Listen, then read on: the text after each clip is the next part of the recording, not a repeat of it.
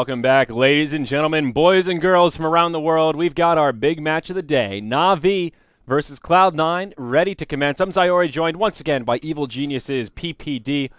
Peter, give us the dirty. Navi versus Cloud9, what can we expect? Well, we have like what 7-0 Navi and Starladder or something. Like they're almost like qualified already, aren't they? Yeah, they are wrecking. They are melting faces and wrecking dreams. Yeah, they're dominating. And then we have C9 who I think they lost to Alliance and did they lose to Team Secret as well? I Or believe so, if I'm not mistaken. I know they lost to Alliance, Team Secret. I'm pretty sure oh no, the they lost to Virtus Pro, so they're Yeah, 1-2. Cloud9 has not been off to a great start. The Alliance game is the one that really stands out in my memory of they were ahead by a huge margin, and they did the Visage Dro duo, their signature cheese, and EE bought back and then died, and that was it. It was over. I did see that. Well, that's just because Dro's like one of the worst Dros in the game. So All right. I'm sure that's the problem. Hopefully they don't pick Dro, but they do have two range Dros already, so they might be thinking, oh, Dro would be perfect here. Yeah, that Dro Visage. We'll see. A lot of teams have actually been banning out the Visage in that third and fourth banning couplet, but at the same time, I think some teams may take the same angle that you do. Like, you want to pick Dro, go for it. We will smash you and make it rain all over that Ranger's face. We did lose to them at TI, though, to the Dro Visage. But fair enough. I blame Roshan. Well, well, Cloud9 will meet the first check mark at least, and that's ban out the Bat Rider. So we won't get to see Funnick play it here, and they have the good sense to pick up the Nature's Prophet. So those are those two core heroes we talked about. Not that he can't play others, but the two scary ones indeed. So not a bad way to open the draft. A third ban on Medusa for Cloud9. And there's that Dro Ranger ban we were talking about. Cloud9's turn to ban. Oh, so they did ban Dro. Okay. Yeah. Interesting. Oh, Medusa ban. Now, Navi did play Medusa yesterday, but it was against either KPG or Cleave. A very one-sided game, and it seemed like Navi, it was actually against Cleave. I remember it was sort of the, oh, you guys have picked Medusa, we're going to give you a taste of your own medicine kind of a pick. I don't know that that's something Navi would have tried here. Yeah.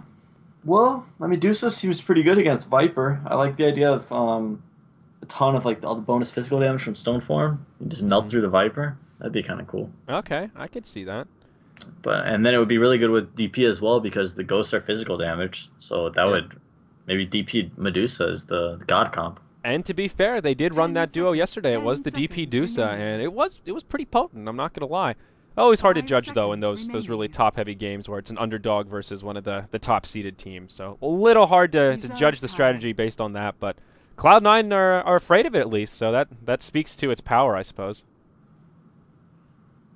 Yeah, I guess it's it's something that they're probably very unfamiliar with, and in a best of one, maybe it's best you just ban it out. Yeah, that's a good point. In best of ones, you don't need to take those unnecessary risks.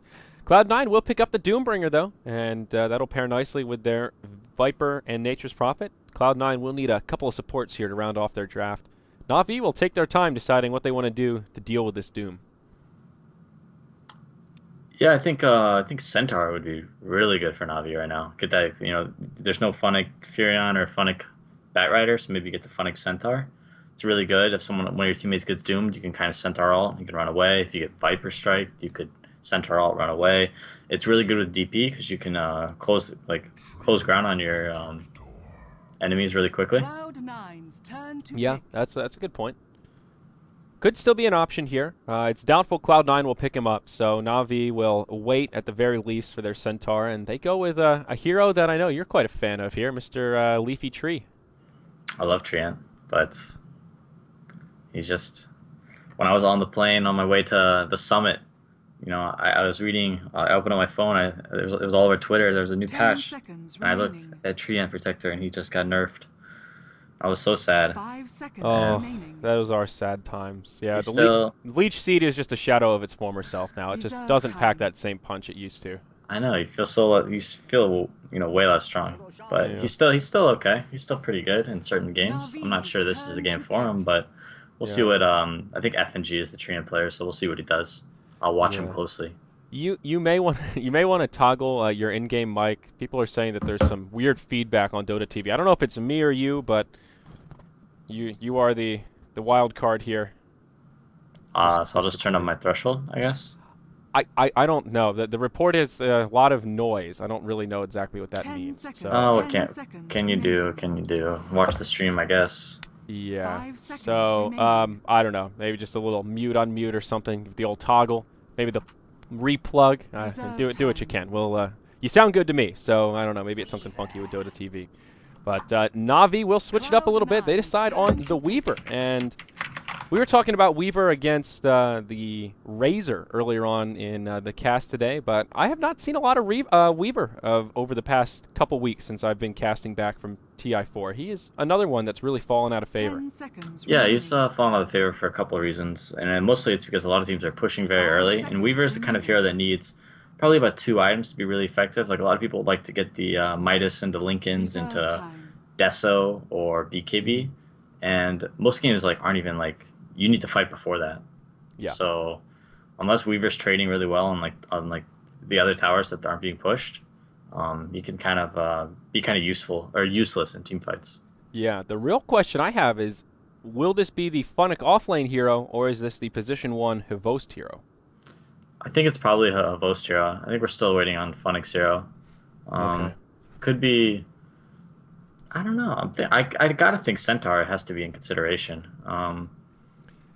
Yeah, now with the Weaver, though, Centaur doesn't synergize particularly well with him. Maybe Puck or Clockwork. Yeah, the Puck is definitely Clock an could option. be pretty good. Yeah, and the Clock. Puck could be pretty scary, a lot of extra AoE damage to go with the DP ult, and then the Treant Overgrowth to lock him in place. They will ban out the Clockwork, though, so that takes out a Navi's nice turn long-range to ban. initiator. Yeah, there's still Tidehunter as well, and that's a pretty safe pick. Yeah, that's a good point. Nice and tanky as well. And they're on Dire, where I think Tide really shines with those Ancients, as we talked about earlier. 10 Cloud9 will seconds probably remaining. need another support here. They could always do the 4-position Doom. It's still an option, but will most likely be a support. And they ban out the Cloud9's Rubik. Could be turn a to sign pick. that it will indeed be that 5th pick Tide. Yeah, possibly. I wouldn't really expect Cloud9 to pick the Rubik. I guess Aoi plays the Rasta, and then Pilot Eye's last hero probably going to be Earthshaker, if I had to guess. That's one of Pilot Eye's best heroes. Yeah, and It would be pretty good this game, I think. yeah, good setup with the 10 Shadow Shaman seconds as well. remaining. Some pretty good potential for some kills early on. 5 seconds Yeah, they would lack remaining. some damage, but I'm sure Viper. They're probably safe laning the Viper, or no, Reserve maybe it's an time. Envy Doom. Envy Doom, Fada Viper, Bone Yeah, that would 7, make more sense. Nature's Prophet. Yeah, Fada plays a lot of Viper. I think that's the most sensible way about it. And whoa, they go with the Warlock. Navi's Okay. turn to Okay, pick. I've actually seen Cloud9 do this a couple times, like mostly in like practice, but they like to like offlane the Warlock. They do like a dual offlane with Warlock. So maybe it's like Furion Warlock offlane, Doom Rasta safe lane, and Viper mid. Okay. And, And do they run the Warlock where he gets farm priority, or is he more of like no, a it's- position 4? it's a support. Okay. Aoi will play it, and he'll go 1-1, 10 seconds remaining. 1-1-3-1. Like he'll max Okay. upheaval, 5 seconds interesting. which I don't know if that's the best against DP and Weaver, but you know, Reserve it's time. the ultimate is 10 really strong, seconds and remaining. it'll definitely handle tree armor. So Yeah, a fair point about the 5 tree armor. seconds We remaining. saw a Warlock pick the other day in one of the more top-heavy matches, turn to and it was not the pick. upheaval build. It was just the Shadow Word and Fatal Bonds build. So the upheaval will be interesting to see. Funnick will go with the Darkseer here, another hero we don't get to see all too often, but a little bit of a treat, as Ishkafel will be in the offlane. yeah, it's actually a pretty good pick. I think it could work really well this game. What makes the Darkseer particularly strong here? Well, I think the tri-lane of C9 probably won't be able to force out a Darkseer, especially like, you know, they don't think Rasta Warlock really shut it down too well, and maybe they know that Warlock's probably going to be in the offlane. So that way Darkseer only has to fight up against a dual lane with Rasta Doom, which definitely won't force him out. So he'll have a pretty good laning phase, and his hero's just pretty good in general against the heroes of C9. Like I like Darkseer a lot against Doom, because later on you're going to get that Wall of Replica where you'll be able to duplicate Doom's auras into your team. Mm-hmm. And Doom usually has like 2 to 3 auras, which are really beneficial. Yeah. So that's always something. Yeah, he tends to go aura items, and then you've got all the creeps that he can soak up that usually give additional auras. So that is a really good point there. 5-man smoke from Navi. They'll rotate down into the Radiant jungle, and C9 will not be looking to defend. They'll just move straight into the lanes. It will be Eternal Envy on the Doom in the safe lane, joined by Pylai Shadow Shaman. Mid will be Fada on the Viper, and looks like you're right about this dual off lane. Bone 7 on the Nature's Prophet, and that's Owie 2000 on the Warlock. And Navi invading in. They will get scouted out. Pylai does break the smoke, but he will be just fine for now. Are they going to put some wards down here? So far, they haven't placed anything. Looks like they're actually going to be aggressive tri lane.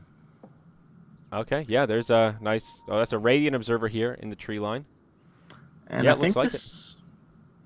I'm not sure. It's going to be interesting to see how this laning phase goes. I think Navi definitely has the better lanes, but that being said, I think C9's advantage is going to push out in the mid game once they get their ultimates going. So if Navi can force a couple of kills early and maybe force Warlock and Rasta to leave their lanes, then it could be good. But I like what C9 did. They have Rasta with the boots first on the safe lane, so he's going to be pretty safe from just ganks in general. And hopefully Doom can find some sort of farm. Yeah, we'll see how it works out. Navi will do the tri-lane of FNG on the tree, Vanscore on the Skywrath, and of course it is Havost on the position 1 Weaver. Dendi DP mid, once again, starting to become a signature thing here as he's been doing it more often than not. And Funnick will be in the solo safe lane, actually grabs a double damage rune to get things started. And against just the solo Bone 7, he'll find some early farm rotations towards the mid lane on both sides of the coin. FNG coming around the backside. That's an over, or what the hell's that ability called? Leech Seed on the Fada. And this could very well be your first blood. Tree will punch him down. And that secures the kill. Navi off to the races as they pick up an early first blood. Huge kill for Treant. That's kills like that are what makes Treant so strong. If you can just get ahead early and get the high levels of tree armor before your enemies are really ready for it. Yeah, that's especially with the boots first tree. That's what you're looking for. Chase him down, and especially a slow hero like Viper. He did not. Oh, he did grab that first point in corrosive skin. Actually, was a little bit more suited to deal with that, but yeah, there's no getting away from the wrath of the tree. Now he'll rotate down bottom. They ping out Pylai. There is a leech seed available, but he takes an Ether Shock straight away, and that will repel him. And, well, we'll see a stat about how seldom Warlock is indeed picked up. FNG trying to reinitiate, has to go back. Oh, Doom misses the War Stomp. That's a lot of mana. Yeah. That's a lot of mana. And a pretty big missed opportunity. Vanscore is pretty low, and I think, I don't know if it would have been a kill, but it would have been close. And that is the issue with the War Stomp early on. He is just so low on mana. Now you can't Devour, and you don't have mana for that Scorched Earth if you get manned up upon. That stomp. Those stomps are the worst when you miss. Yep. Funnick getting very aggressive here in the top lane. Diving past the tower and pushing back Bone 7. He will be able to surge back to safety. And we'll take a few tower shots on the way out, but he is the last hit leader here. Having a good time in the safe lane and continuing to impress. Yeah, Darkseer does great against Furion. It's one of the old matchups, but Funnick Darkseer is pretty famous. So yeah. I'm sure he'll have a great game and get an early mech for his team. Yeah. Now, one issue for Navi is Dendi's actually struggling a bit in the mid lane. Looking at that CS difference, Fada 11-5 versus the 6-1 Dendi.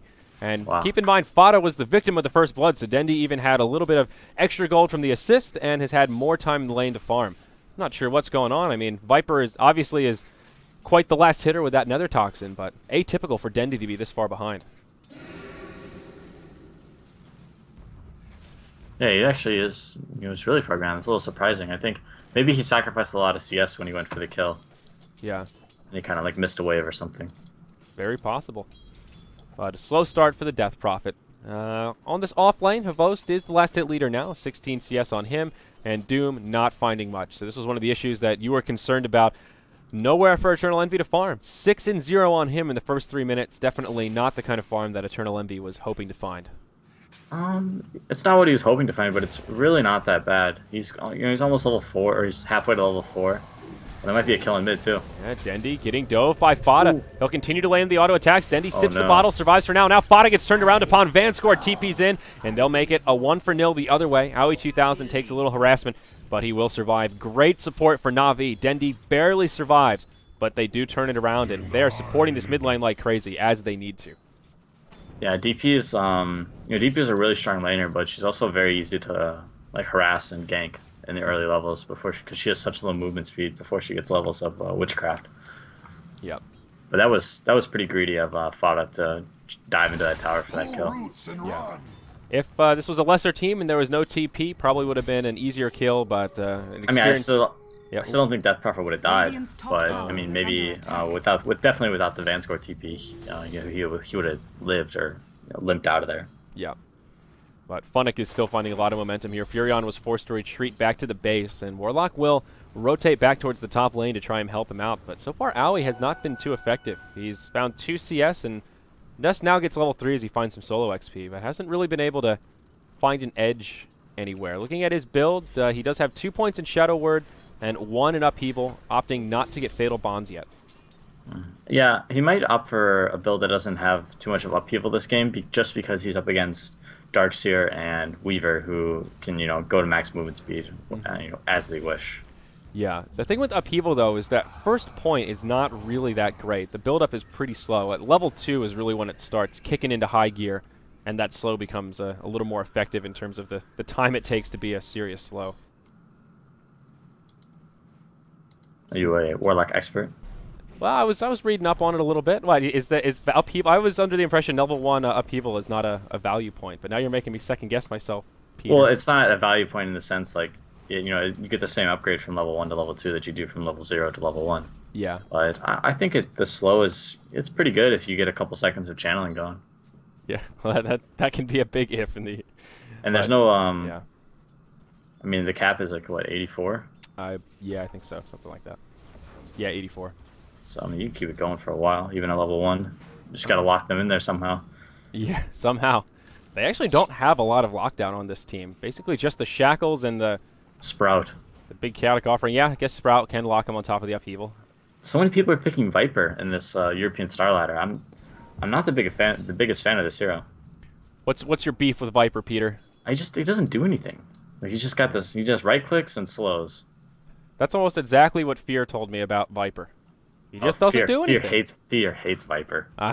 Yeah, I know. I pick Viper sometimes, but Fear's just like, all right, well, I don't know why you're picking this hero. It's the worst hero in the game. Like, I mean, he's a lane dominator. That's really what he brings to the table. But if he doesn't get that early momentum, it's not so potent. Pylon Die gets initiated upon by FNG, and Skyrath is here to follow up. This will probably be a dead Shadow Shaman. Yep, Tree's just going to branch him down, and that will make it 3-0 as Navi get another one up on the scoreboard. Skyrath concussive shot, 1600 range. What is that? Who made this hero? That's pretty ridiculous. This is me and my buddy were joking. We said it's an S2 hero. I like that. It is very reminiscent of an S2 hero, actually. That's it's a good analogy. I don't know how many people out there will get it, but that concussive shot is insane. But Navi's committing to tower push down bottom here. Yeah, and it's a big rotation. They did commit up top to try and defend against the Darkseer, so now they don't have a lot of resource to get back down towards the bottom. They will pop the glyph, but Dendy still with plenty of time on the exorcism. They'll do some considerable damage here. Looks like Cloud9 will set their sights on the mid-tier one, but of course they will not be able to push nearly as quickly, and this will be a very early tower kill, completely uncontested. Radiant's bottom tower has fallen. And this new Navi is so fun to watch. Like, they're playing so well. It's like, yeah, a lot of movements and a lot nice of aggression. to see. Yeah, I like it as well. You got a new guy like FNG that comes in and starts captaining his team and doing really well. All right, here we go. The Upheaval coming through. Owie can channel it up. They are doing a lot of damage to this tower. Double damage on Fada. So they may still be able to bring it down. Navi have used their glyph already, perhaps hoping for a deny. Dendy will find it with a stray auto attack. Oh, man. Nicely done. And now Eternal Envy goes forward onto Vanscore. He is level 6. Pops the ultimate. And there will be a Wrath of Nature flying through. Vanscore pinging out for a deny. And he will head up top. Funnick should be able to punch him in the face. And there you go. Sayonara Vanscore. But again, nicely done by Navi. As soon as Cloud9 grab a little momentum, back-to-back denies. Funnick's going Midas on Darkseer rather than rushing him. Look at that stat. 85 games with a 72% win rate. How do you stop Funnick? He has been out of control recently. It doesn't seem to matter which heroes you ban. There's still something left in the pool that he can trash you with. Navi's been out of control. Nobody can stop them, so... I'm sure Funnick's a big part of it, but I think the rest of his team is playing very, very well. Yeah? I haven't seen any insane Havos like tower dives recently. Yeah, he tends to do it when they're more the heavy favorites against the underdogs. You'll see Havos go man mode. But in the more even matchups where the bets are closer to 50-50, He's been reining it in a little bit, you know, playing a nice safe game. And, mid lane, looks like we'll see Dendy get initiated upon. Fada with a haste rune will throw out the Viper Strike. Living Armor will buy Dendy some time, but will it be enough to survive? It's looking pretty grim, although he is pretty damn speedy. Makes it to the high ground. No Sprout from Bone 7. Fada wants to dive in, but he's getting fogged in the trees. Dire Courier flying through. Needs to be a little careful there. Dendy will get his bottle off. Will he be able to sip it up? To no avail. Where's the support? They dove deep for that. And Navi will finally come in to try and punish it. Bone 7 will get chased down by Funnick. And it looks like it could at least be a 1-for-1. Havost will go blow for blow with Fada. And we'll see if follow-up can get here. Darkseer does manage to finish off Bone 7. And Havost will give up and commence the retreat. Space created for Rasta. He's got his level 6. He's got his mana boots. Maybe he'll push top tower. He's certainly thinking about it. So steps in the right direction for Cloud9. The rune serving a big role for Fada. The double damage helping in that mid skirmish, and then the haste rune there, basically making that whole thing possible. Rasta wards come down for the top tower, and Dendy will TP in, and they will be able to clean up these wards, get a little bit of extra farm, and this tower will stay safe. Can they grab the Rasta? No. He TPs out in the nick of time, and will be A-OK. But close call. Vacuum was coming. Looks like they'll just push top tower here, see if they can't. Yep, Exorcism is available, so why the hell not? And Dendy with 4 points in Witchcraft, actually keeping the Crypt Swarm on level 3, so this is a pretty potent Exorcism, considering he's only level 8. He won't even need it for this tower. Maybe they'll try and push the tier 2 if Cloud9 don't contest. Cloud9 will definitely contest the tier 2. I think they're definitely going to let this tier 1 go, though. It was already too low HP. Yeah. Nope, Navi will just back out. Certainly right about that. Thought they may try and force something with the DP ult. Perhaps they'll need it down bottom as Cloud9 are getting close to this tower. One thing Pilot Eye needs to be careful of is when he's playing a hero like Rasta against Treant, he needs to make sure that he uses his wards effectively, and that's going to be with your team in big pushes. Just like a push like that, unless you're going to finish the tower off. Oh, initiation. Yep. Down bottom, Havost. He gets doomed and Viper struck, but Living Armor will buy him some time. There's the ultimate from the Warlock. Finishes off Havost. Mystic Flare comes in, and that's a dead Viper. A 1-for-1 to get it started. Even Treant now goes down to the Wrath of the Warlock. But they will be able to clean this up. Dendy with his ultimate. He's still alive for now. The Golem coming in will actually be able to do a fair amount of damage. Doom falls around the backside, and they will kind of kite the Golem around and let the Exorcism Ghost do the damage. And they're keeping this tower safe. They're doing a good job pulling the attention of the Golem. It is rather slow, so easy to kite around. They will bring it down. A nice 100 gold bounty, and Navi will take a successful team fight, and they defend the tower. Now Owie, he gets left behind. He has a TP scroll, but I don't think he'll be able to use it to much avail. Leech Seed and a Crypt Swarm will bring him down. Some space created in the top lane as Cloud9 will commence the Rat Dota and find a tier 1 tower in the opposite lane they thought they might. Yeah, that's one thing Navi kind of lacks is they don't really have much catch for the split push. They have, they don't really have like a true initiator. Yeah, now Havost coming in onto Bone 7. No way to interrupt the TP, but doing a fair bit of damage here. Nature's Prophet really tanking. He's got double null tally. You don't see that too frequently. It's, oh my gosh, it's the European pub build. I don't know if you've seen this before, but it's like not. A fear, and they buy a bunch of null talismans, and then they buy a blade mail. And then they go for like a maelstrom or something. Or normal, he has the blade mail complete. So why? Explain the value versus the regular maelstrom into blink. So, like everyone else, I was really confused by this for quite a while. I had to have my European teammate Zai explain it to me. Okay. But I think it's more or less like... So you have like some decent amount of stats from your null talismans, and you have a good amount of right clicks, so you can kind of fight. And then you also have this blade mail that keeps people off of you in team fights, and it kind of stops them from going on you early on. So that way you can kind of do stuff. I'm not a fan of it, but I mean, it does make him tanky. He's sitting on 15 armor right now with the Basilius and the Blade Mail, which is pretty significant. It's a pretty absurd build. We'll see how it works for him. I mean, Bone 7 is a guy that tends to be rather innovative with his builds. He was known for that armlet clockwork for quite some while, so I'm not surprised to see him doing it. But Mask of Madness Batrider, yeah, Satanic Void.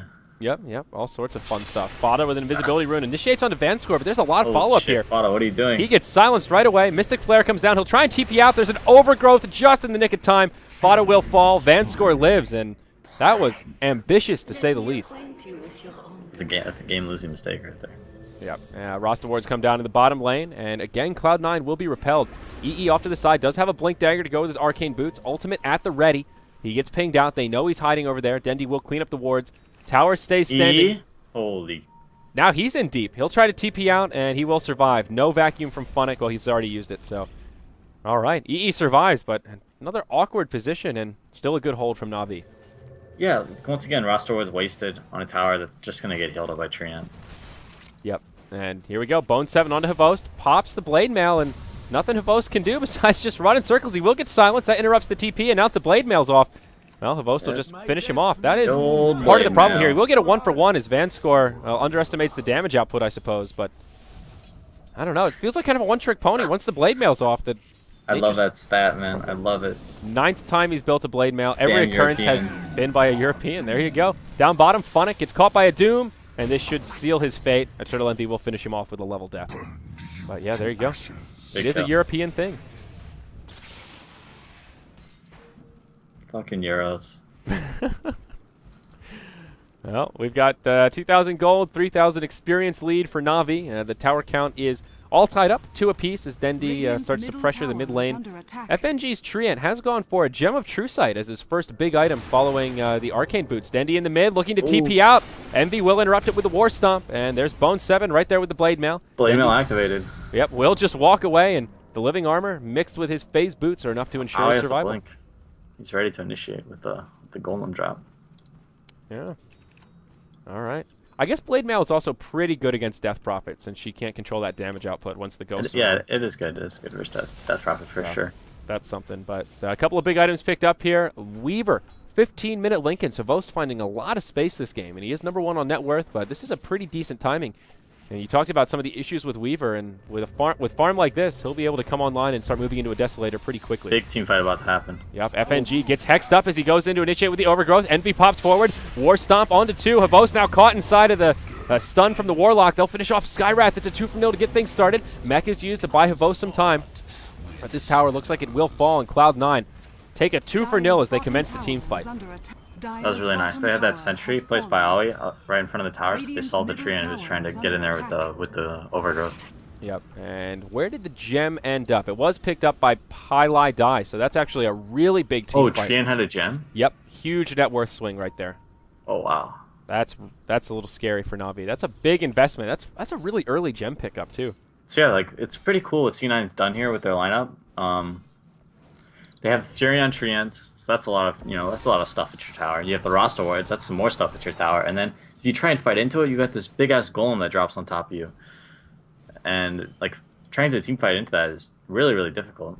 Yeah, the only issue for Cloud9 is that it's very cooldown based. So if they whiff some of those ultimates, that can prove their demise. But Bone 7 up top, he'll pop his Blade Mail, and to little avail. He'll just wait until it expires, then Vanscore drops the Mystic Flare. It's another easy kill on Bone 7, and so far in this game, I have to admit, I'm not sold on this Furion. I wish you would buy a teleport scroll. This is like the third time I think he could have just escaped with a normal teleport scroll, but he can't use his teleport ability because he keeps getting silenced by Skywrath. Yeah, you're absolutely right. You gotta carry around that TP. You'll see a lot of Furions just carry around a TP in general in case you get caught in a bad situation with your teleport on cooldown, so you can still make an escape. Yeah, and you can always TP, grab the courier and then port out with the normal port. Yeah, that too. With that, Navi will move into the Roche Pit, feeling pretty safe with Bone 7 in the grave. No Wrath of Nature either. Exorcism deployed. It is a level 2 Exorcism, so Roche falls pretty quickly here. No Medallion, but really no Medallion needed. And this will be an early Aegis, probably going the way of Hvost. Yes, indeed. So Navi, it's all close to tied up, 9-10, but they will take a little edge here, utilize that dire advantage. And, well, Cloud9 have done a good job. Before Roche, it was just about zeroed out in gold. Still a pretty big experience edge the way of the dire. Is that a Blink Dagger on Owie? Yeah, it sure is. Level 8 Warlock with a Blink on brown boots. No, it's pretty good. He'll probably go for an Ags next. Get the 2 golems going. Yeah, the Ags is pretty damn good on Warlock. Oh, here we go. Hvost in a little trouble here. Lincoln's already popped. Pylai Dai sets it up. He gets the living armor, but now Viper Strike comes out. Hvost, can he get off a time lapse? Nope, we'll save it. Nice. That procs the Aegis. Will be pretty much wasted here. All 5 heroes of Cloud9 ready and waiting. Doom on Darkseer. Yep, and Hvost will get off a time lapse, but so much damage coming his way. He will fall. And can they get Funnick as well? Blink forward from Pylai Dai. He is low on mana. And the rest of Cloud9 converging on top of him. Bone 7 will chop him down. Another 2-for-0. It looked like Navi may run away with a pretty quick victory, but Cloud9 right there with a response, and that's a back-to-back team fights they've taken. Dire's middle tower is under attack. Yeah, the team fight from C9 is pretty impressive. I was going to say that Navi should try and dodge fights based on when C9 has their Warlock ultimate, but they didn't even have it that fight. Yeah. Weaver was just totally out of position, and Death Prophet didn't even have his ultimate because they used it on Roshan, so they were in no position to fight. Yeah, that was just a total waste of the Aegis, and now Havost's farm will get slowed down a little bit more here. Does he have anything on the courier? Yeah, okay, he had his power tread, so that's at least something minimizing some of the loss, but very unfortunate. Like you said, not the ideal time to fight. Navi will rotate up towards the top tier 2, as it looks like Cloud9 could start to commence some pushing. They're still hanging on to this gem, and let's just take a glance at the vision right now. Cloud9 have a very aggressive ward down in the mid lane they place after taking down the tier 2 tower. A little bit of vision of the bottom rune, though it is about to expire, and a lane ward here down in the bottom lane. Dire vision, they have one observer down, and it's right outside the Roche pit. Now that Roche is dead, not going to give them a huge amount of intel. That early gem pickup is really proving to bite them in the ass. Yeah, it's always a risk, and maybe he should have just used it dewarded and then kind of left it behind, but it's Treant's a really good gem carrier, but it's a shame he died like instantly.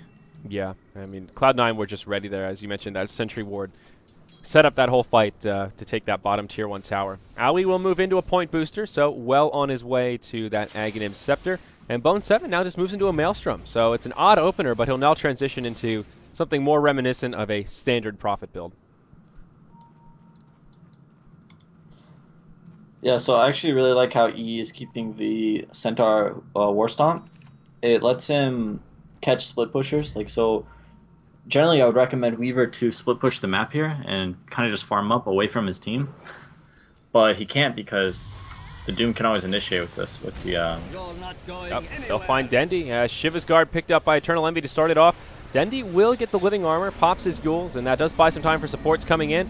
Even the upheaval used here, but it just doesn't matter. Eternal Envy helps secure the kill, and it is Fada that gets the last hit onto the Nature's Prophet. Meanwhile, in the bottom lane, Bone 7 and Havos going blow for blow. He will force out the time lapse. Blade Mail deployed, and that will quell the push. Zoning TP. He didn't even take it. He's just back mid. Yep. And Eternal Envy goes right in onto Funnick, pops the Doom. Oh, pause. Did Somebody he doom pause. He doomed a creep, right? Is that what happened there? Oh, man. Aoi 2000 pops the ultimate, but it's kind of a wasted Warlock ult. That was back-to-back failed ults there from Cloud9. That's unfortunate. That would have been a kill on Funnick had he connected with the Doom, but, well, he showed that creep who was boss. He's a really tiny model. Like, he's hard to click on. It's true. He does have that little old man body. But they will at least be able to get a tier 2 tower out of it. They've got the Golem here, upheaval slowing him down. And they force out the Glyph, but out come the Rasta wards. Now Dendi comes straight in, pops his ultimate. He gets Viper struck right away. Eternal Envy in the front lines will secure the tower kill. Havost coming in, wants to initiate here, but the Rasta wards are on the backside, are actually doing some damage to the follow-up from Navi. Cloud9 now on the back foot. Funnick pops the wall with a nice vacuum. Ion Shell, but that's going to be the end of the Death Prophet as well as Banscore. FNG gets caught, will pop the ultimate. That buys him some time, but it's a very defensive overgrowth. Funnick looking to finish off Aoi. He might be able to do it. He gets the kill, but it'll cost him everything and anything. Meanwhile, down bottom, Havost, blow for blow with Eternal Envy. He still has the time lapse available. He should be able to survive, but the phrase, but at what cost, comes to mind here, PPD, as Navi get cleaned up once more, and Havost takes the hoof stomp. Again, still has the time lapse, but if he gets crowd control down, it's not going to matter. Living armor proving effective here, and Havost will try to turn it around on a Pylai dive, and now Fada comes in. It's a lackluster time lapse, to say the least, and Viper secures the kill as Havost is in no man's land. That will be a 1-for-4 trade, and Cloud9 get the tower. Yeah, they're rich now too. Viper almost has his Aghanims. Oh, it seems like they just don't have enough. Like I'm not sure if it. I think it's probably because Treant is pretty useless this game, and Darkseer doesn't really seem like he's being that effective either. Like he's just getting like doomed in team fights or controlled by Rasta, I guess. I don't know. I feel like there's a lot of Navi teamfight where it's just not like connecting. Yeah, Cloud9 just had the initiation advantage. As soon as Eternal Envy picked up that Blink Dagger, it seems like that Cloud9 have gotten the jump on Navi in pretty much every engagement. Yeah, that's got to be the problem. They don't have like we said before, they don't have that initiator to really get the fights going. Like if they had someone to jump in and then Darkseer could pop in and get a good wall vacuum. They're just kind of like their initiation is just them running in. Yeah, and that's not going to work against Warlock and Viper and Maybe Doom. if Tree can get a Blink Dagger, that'll be their initiator. I guess that Clockwork really would have been a great final pick and a smart last ban from Cloud9, which sort of forced the hand into either a Darkseer or a Centaur. The Hand of Midas from Funnick also hasn't really kicked in yet. He's picked up the mech and now on his way to a BKB, but still hasn't really seen the huge dividends that you would expect. His farm isn't bad, but not great either, as now Eternal Envy and Bone 7 have taken the first and second seats on the net worth chart. Looks like Cloud9 will group up and finish off the outer towers for Navi. All right, so Navi's trying to do the right thing. They're trying to dodge fights. They know they're not strong enough to fight. They need definitely some more items on Weaver. I'm not sure what he's going for. Maybe a Manta. Yeah. I mean, I can't imagine he's going for a Diffusal here, so I guess Manta makes the most sense. Yeah, probably Manta. Yeah. S and Y. Oh, in mid lane, Vanscore, he gets caught. Living Armor buys him some time, but Shackles will hold him in place as Eternal Envy commences the fiery sword. One last auto attack brings him down. Actually, the Ether Shock secures the last hit, and that's just another 1-for-0 trade. Navi will minimize their losses. It's just a support pickoff. But still, good news for Cloud9. Any thoughts about this build for Havost? I mean, Desolator seems to be that core item that most folks tend to prefer after the Lincolns. Well, I think he wanted a lot of other things. Just didn't. He's dead. Uh-oh. Lincolns will get broken, and there's the Doom. Nowhere for Havost to go. And they will just chop him down. He's getting a Diffusal for the Warlock Golem. Oh, derp. Yeah, you're right. Is he really the best suited to do that, though? I mean, he's the best suited on his team. I'm not sure. Oh, action mid. Oh. Yep, hard. I was contemplating there. Shadow Shaman will get picked off, and Dendi on the run. I don't think Bone 7 will be able to finish him off quite yet, but a Sprout onto FNG. He pops an Overgrowth, but doesn't really connect with anything. Now Vanscore in some trouble as Eternal Envy comes in. Shivas comes out, and Navi are on the back foot. They'll head towards the base. They will survive, but not much coming out in return. Sure, they pick off the Shadow Shaman. I guess that will delay the push for Cloud9 as he does have wards available. But even the Shadow Shaman, he's just about to have an Ag Scepter after his blink. That is pretty he has it when he respawns. Wow. And there's the Viper Ags. Yeah, I mean, I feel like maybe Darkseer should be the one grabbing the Diffusal here to deal with. If it's just purely to deal with the Golem, they need Havost to be a damage dealer here. And this will kind of limit his damage output compared to something like a Desolator. Yeah, I think it was kind of a plan C kind of deal for Havost. Like he had a good start. He was farming his lane, and then they took some team fights, and he just kept dying to whether it was Doom or Rasta or. It probably just wasn't a very good Weaver game, like, to be honest. Yeah, the other issue he's going to run into is by the time he gets that Diffusal, Owie will just about have his Ag Scepter. Only 1,300 gold to go, and that's 2 Golems, and Diffusal does have a cooldown, so there's at least some time that there's a Golem running around smacking people in the face. So timing is kind of the key with that item as well when you're up against a Warlock. We will see initiation from Navi. Yule's out onto the Warlock. He'll get silenced and just try to TP home, and Owie might be able to make it. No, the vacuum will interrupt it, and that will ensure his death. So a good gank from Navi. That slows down the Ags timing I was talking about. So a valuable kill there, and they will move right into the Roche pit. Roche coming up in just about 12 seconds, but of course they are not privy to the timer. Will they know, though? Will they know? They are going to camp it out. Nature's Prophet was trying to scout it, but... Yeah, I'll just type it in all chat. Hold on. Ooh, so unfortunate. So close, yet so far. Little Treant wandering his way around. Will actually connect with the Wrath of Nature onto FNG. Cheeky little plays there from Bone 7. But yeah, Navi looking for some way to regain momentum.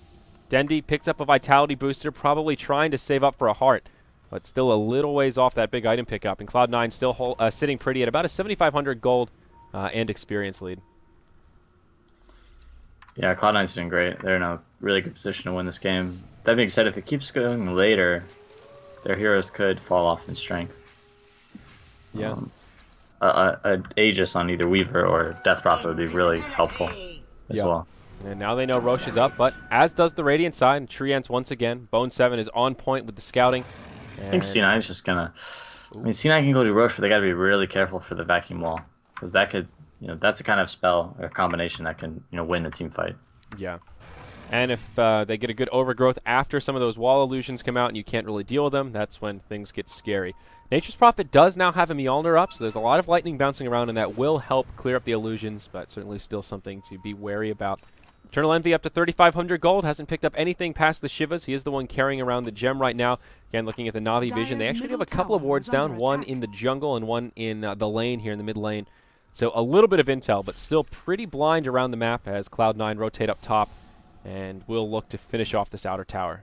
There's the defusal, though, so Hvost has it complete, and we'll see how this works out for him. If you can just diffuse down those Furion Treants one by one. Yep.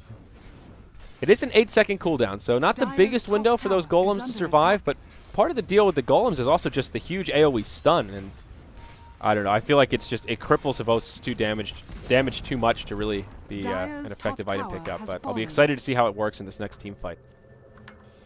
It gives some agility, get some armor, some damage. Yeah, a little bit of mana burn, you know. It's not bad, it's just not a, you know, compare that to something like the beginnings of a Daedalus, and it just packs a much bigger punch. Yeah, no, you're definitely right. There you go. Only the second Diffusal Blade purchased on Weaver in competitive history. The other occurrence was also by Navi, though it was Dendi that picked it up. Fascinating. So I think Doom's going to buy a BKB right now. Not sure, though. He's not spending his gold. Yeah, he's just taking his time. What's coming out on the courier? Yeah, just a couple of wards. Cloud9 will move into the Roche pit, and the Dire do not have vision of this area, so I'm sure they're inferring it, but they don't have confirmation, and it is just Bone 7 right now, soloing down Roche. The rest of Cloud9 are grouped up outside of the pit, ready to commence the trap. We will zoom out here and get a handle on the positioning of both sides. Navi will take the high ground near the Dire Ancients, and Cloud9 will group up around the mid. Cloud9 now do a 5-hero smoke, and they will wrap around FNG in the front lines. They do ping him out, and they're pretty aware that the tree may be trying to break their smoke. They'll find Funnick. He pops his BKB. Vacuum. Wall comes out. And there's the overgrowth. Fada, the solo Mystic Flare, but it just doesn't do any damage. Out comes the Golem. And this could be rough for Navi. Exorcism flies. Dendi gets off the ultimate, but that upheaval right in the middle of the fight will break things up. Skywrath and Treant both get picked off. Dendi, very low on hit points, will make it back, but the Exorcism just doesn't do enough damage. It's an easy 2-0. And now with the Exorcism popped and off cooldown, if they can take out Dendi here, this is bad news for Navi. Funnick, no BKB available. Will falls. The Rasta wards come down, make it a 3-0. Darkseer will buy back. Doom used on Hvost. He's slowed up, and now that the Shikuchi has expired, he will fall. Other buybacks available here. There are a couple, perhaps. The Treant could buy back. Not a hell of a lot he'll be able to do. Dendi no longer has the ultimate on. He'll be repelled. Navi could be on a last leg here. Cloud9 will at the very least get a lane of racks. Dire have a glyph available. Yule's out on Dendi, but that's it. FNG calls it. And Cloud9 seal the deal in only 31 minutes of gameplay. Big win for Cloud9. They really needed to beat one of these top-tier teams to secure their position of getting to the LAN qualifiers. So I think they have most of their big matches done now. They kind of just make sure they don't have any hiccups against some of the weaker teams. They should be fine. Yeah. And not only in the context of Starladder, but just a big win for morale. As you mentioned, they lost to Alliance, Team Secret, and now taking out Navi, who beat those other teams. That speaks to some of the power of Cloud9 and perhaps getting a little bit more comfortable after changing out Sing Sing for Fada. We'll see. Only time will tell. Yeah. So what do you think here, Peter? Where did Navi go wrong? Was this just an outdraft? Is that kind of the name of the game? They really needed some initiation. They had no way of like catching anyone or starting a good fight. They just kind of were at, Cloud9's mercy. Yeah, that seemed to be the way of it. And they were off to a good start, but just couldn't hold the momentum. And end of the day, Hvost couldn't carry hard enough. That does wrap up our Starladder EU Season 10 Day 5 coverage. I'm Zyori in the studio, joined remotely by Evil Genius's captain and drafter, PPD. Peter, it's always a pleasure to cast with you, my friend. Make sure you guys follow him on Twitter. It's at PPDDota. Yeah, PPDDota. And at Zyori TV, make sure you follow at Beyond the Summit as well. Peter, any other closing thoughts for us today? Thanks to everyone who watched. Hope you guys enjoyed my casting. Not sure when I'll be back, but I'm looking forward to it. All right. Absolutely. You're welcome anytime, sir. We're going to have a break, and then, guys, we have In the Studio coming up in about 90 minutes. It will be over on the Beyond the Summit channel, but that's what we're going to be doing for the rest of the day here. We'll be joined by Cyborg Matt as a guest host, and we'll be getting into this patch and various other things as well. Rebroadcast for today's coverage will be coming up soon, and of course the VODs are already up on YouTube, except this one, which still needs to be uploaded, but the other three are already up and available for your viewing pleasure.